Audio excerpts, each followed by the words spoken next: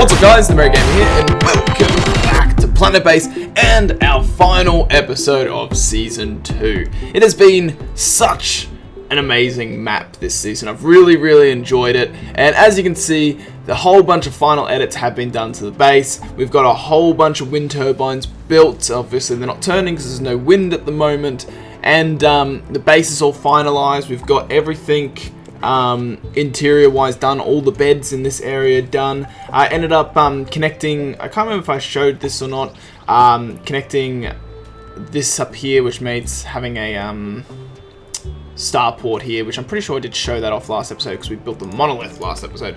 So but yeah, so we got all this still to build, as well as getting our civilians up to the last 300, or the last 9 that we need. So whilst they're doing that, we're going to push towards getting this done. I want to get a last little bunch of power collectors done, which is what we're going to build this episode, whilst we just get a shit ton of civilians in. So yeah, the map has been really fun. I've enjoyed every aspect of this map. The game does not fail to impress me sometimes, like this. Oh, you can fit one right there, perfect. This game is not an easy game. It's really challenging. It's addictive, but it's so hard at the same time, just because of how easy the game can fall apart, really. It's not hard for this game to kick you in the teeth, kick you to the curb, and then just keep kicking you, pretty much, you know. It can be a very brutal game to stabilize, especially when it gets unstable. It's very easy for it to I think that's as much as I can fit there, so we're gonna leave that there. So yeah, it's we'll chuck this to fast forward as well. So yeah, as I was saying, like, it's a very hard game to stabilize. It's not an easy game, but I absolutely love it. I think it's such a simple kind of build slash, I guess, like, simulation game. I guess it's kind of like a simulation game. So, but very basic one. But it's a simulation strategy game more. I see it more of a strategy game because you have to really think a lot of steps ahead. And if any one of you guys have been watching the series, like the last season or this season, and don't have it, you know what? It's not an expensive game. I think it might only be about $20 on Steam. But you know, if some people find that a bit too steep, I've noticed it goes on sale quite often. Look for Steam sales, because yeah, like, this game is awesome and it's definitely one that you want to have. And as we are, there we are. We now have done the last challenge of the game, which is now your colony has 300 citizens. We have done I'm gonna stumble on that. Oh wait, I missed the word. It was like consolidation or something like that, I think it was. But yeah, so it's been a blast. I've absolutely enjoyed it, and I can't wait to start the next season. We have got a lot looking forward to for the next one. The next map, I think, is a lot more challenging. I can't remember which one it is next. I think it might be where we get introduced to the storms and all that sort of stuff. So yeah, it's going to be challenging, but it's going to be fun at the same time. This map definitely has been our biggest map, like when you compare like kind of colony living space size to power size ratio. Like, at least half the map is both. It's a very big map. What's the transmission? They need food, water, reward. No, not now. Can't be bothered. But yeah, so we're just gonna wait for them to build all these for us, because that's what we need to do. Because then the base is 100% filled. There's no free spaces. There is pretty much nothing else that we can do in this area. And yeah, like, as I said, the next map is gonna be very interesting. It's I think where it starts introducing storms and all that sort of stuff. I don't know if I want to change the way I design my my bases and my colonies. There's a few things that we could easily do. One of the things that I've noticed is how I do this sort of colony, sort of like living space quarter. It's good and bad. It's good when the base is all connected, but it's bad for when it's not. So the issue is like when they had to like walk all the way from over here, let's say a biologist, and go all the way up here to sleep.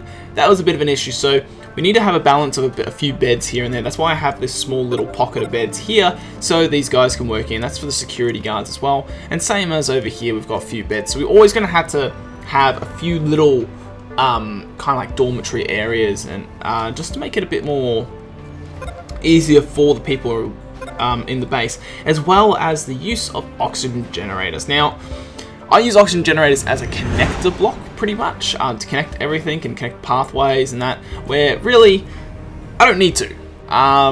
It's very clear you don't need this many oxygen generators. Like when we go here and we look at is it charts? No, I want to look at grid. You know, we have currently 321 people in the base, but we generate enough oxygen for 2,306. So that's a very high indicator that we're using way too many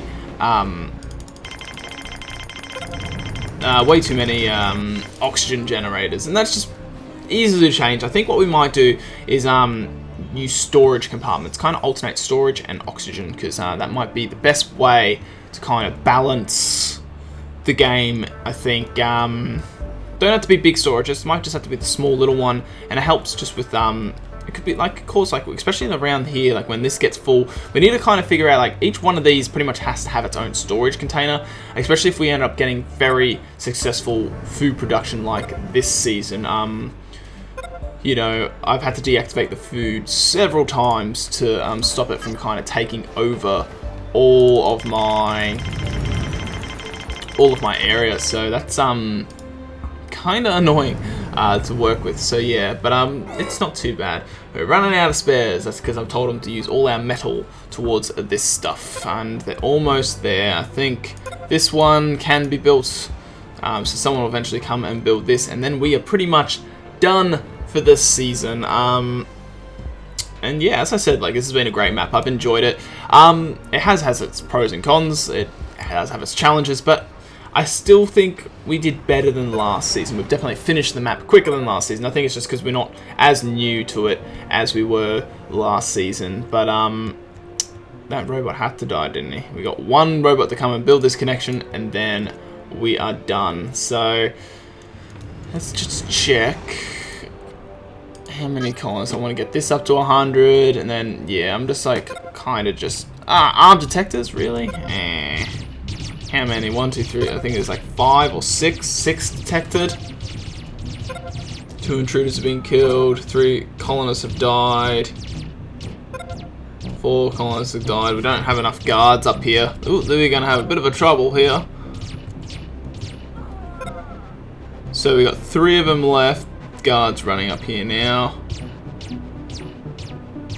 Another one up there. You guys really should be going this way. They're going to go down this way and probably corner a colonist or something, aren't they? It's alright, we're going to get them. But let's see, is this connection being built yet?